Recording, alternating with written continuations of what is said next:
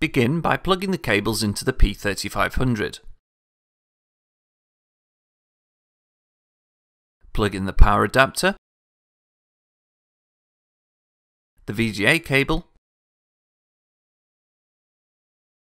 and the LAN cable.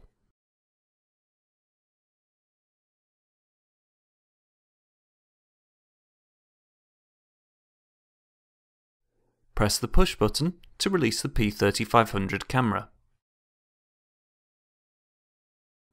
To connect to an interactive whiteboard, plug the VGA cable from the P3500 into the VGA input 2 port and ensure there is a LAN cable plugged into the Ethernet port. Switch on both the P3500 and interactive whiteboard.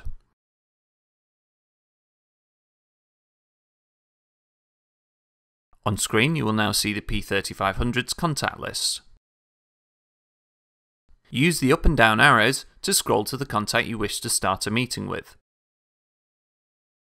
Press the Enter button to select the contact, and then press it again to select the Connect option.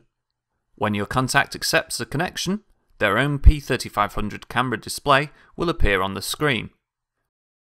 Press the Input button on the side of the interactive whiteboard if you want to switch the screen to the whiteboard display. To open a session, use the electronic pen to select the share icon. Then select Open. Select the info icon to display the interactive whiteboard IP address. You will need to give this to your contact so that they can join your interactive whiteboard session. To join a session, select Join.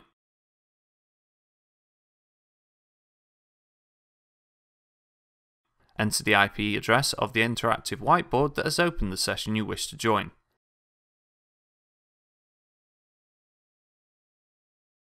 Select the Join option.